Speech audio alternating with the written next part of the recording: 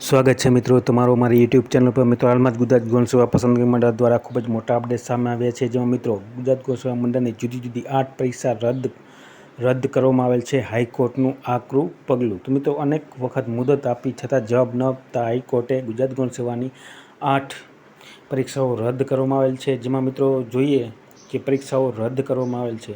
તો મિત્રો તેમાં સૌપ્રથમ બસ જાહેરાત ક્રમાંક 213 સર્વેયર વર્તન, ત્યારબાદ જાહેર ક્રમાંક 214 વરિષ્ઠ સર્વેયર વર્તનની, ત્યારબાદ જાહેર ક્રમાંક 215 આયોજન મદદનીશ વર્તનની, જાહેર ક્રમાંક 216 સર્વેયર વર્તનની, ત્યારબાદ જાહેર ક્રમાંક 217 કાયદા સહાયક વર્તનની, અને ત્યારબાદ જાહેર ક્રમાંક 218 ઓક્યુપેશનલ થેરાપિસ્ટ વર્તનની, ત્યારબાદ જાહેર ક્રમાંક 219 વંધ્યકરણ ટેકનિકલ વર્તન, ત્યારબાદ જાહેર ક્રમાંક 220 કન્યા ટેકનિકલ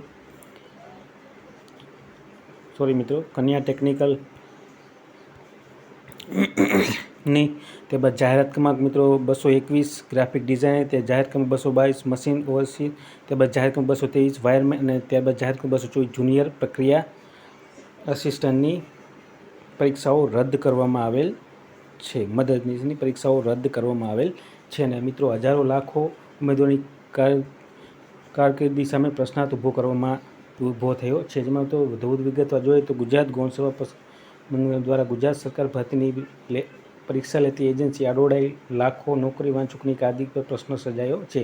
ગુજરાત ગૌણ સેવા પસંદગી મંડળ 8 જેટલી સરકારી ભરતી પરીક્ષા ગુજરાત હાઈકોર્ટ દ્વારા સ્થગિત કરી દેવામાં આવી છે।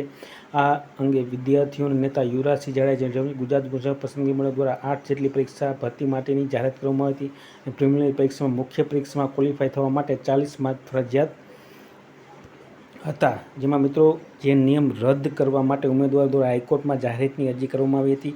જાહેરાતની અરજી કરવા ઉમેદવારોએ ગુજરાત ગૌણ સેવા પસંદગી મંડળ જે પરીક્ષા લેવામાં આવી હતી તે પ્રશ્નો અંગ્રેજીમાં રૂપાંતર કરી ગુજરાત ભાષામાં છાપવામાં આવે છે, જેના કારણે પેપરમાં ભાષાકીય ભૂલો હોય છે અને પેપર હાર્ડ કોપીમાં નીકળતા બંનેમાં સમસ્યા સર્જાય છે, જેથી વિદ્યાર્થીઓને 40 ગુણ મેળવવામાં મુશ્કેલી પડી જાય છે અને મોટાભાગના વિદ્યાર્થીઓ કટ ઓફ જેટલા માર્ક મેળવી શકતા નથી અને 40% માર્ક નિયમ રદ કરવામાં આવે। આ બાબતે ગુજરાત ગૌણ સેવા અનેક વખત રજૂઆત કરી છતાં કોઈપણ જાતનું નિરાકરણ આવ્યું નથી। આ અરજી અંગે હાઈકોર્ટ દ્વારા ગુજરાત ગૌણ સેવા પસંદગીને જવાબ આપવા માટે આદેશ કરવામાં આવ્યો હતો। ગુજરાત ગૌણ સેવા પસંદગી મંડળ દ્વારા પ્રથમ વખત જવાબ રજૂ નહીં કરતા ફરીથી જવાબ આપવા જણાવ્યું હતું।